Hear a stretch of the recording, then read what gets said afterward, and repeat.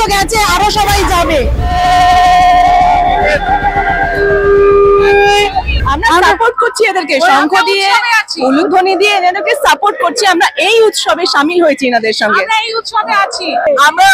আমরা এই উৎসবে মেতেছি যাতে আমাদের এই অসুর নিধন হওয়ার যে ইয়েটা আরম্ভ হয়েছে কাজটা, সেটা পুরোপুরি সম্পূর্ণ হোক, আর পুজোর আগে আমরা অসুর নিধন করে মহালয়াকে স্বাগত জানাতে পারি। জঞ্জাল সাফাই করতে এসেছি, এবার জঞ্জাল সাফাই না করে আমরা নিরস্ত হব না।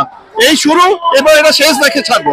মাননীয়া বলেছেন যে উৎসবে নামতে, পুজোয় নামতে, আমরা সেই উৎসবে পুজোয় নেমেছি, তবেই তো শাক বাজানো উলু দিয়ে স্বাগত জানাচ্ছি মাননীয়ার কথাটাকে।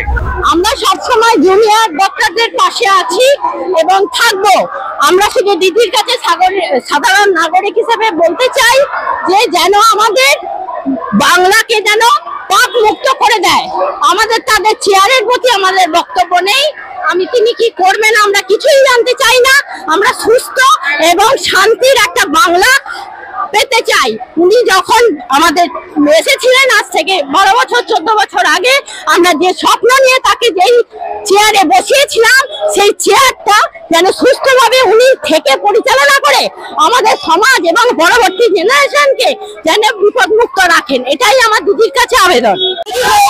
আরো উচিত ছিল, আজকে আমরা নেমেছি যাতে আমাদের মাননীয় মুখ্যমন্ত্রী আরো আমরা পিছিয়ে পড়িনি, আমরা এগিয়ে আসছি।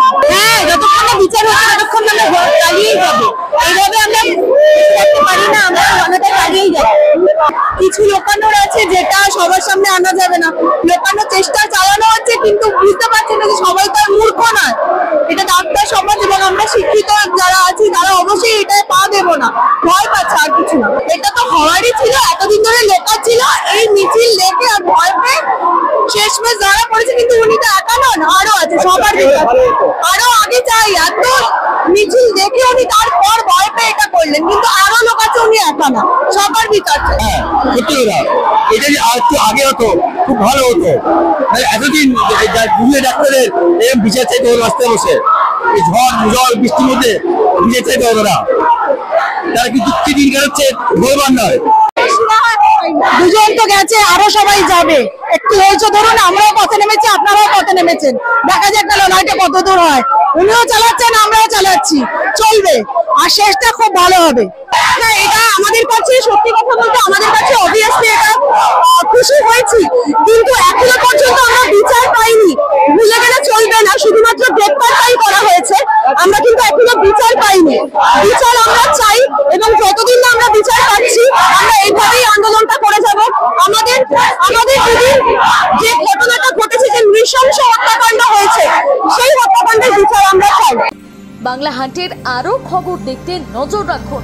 বাংলা খবর মানেই বাংলা হান্ট।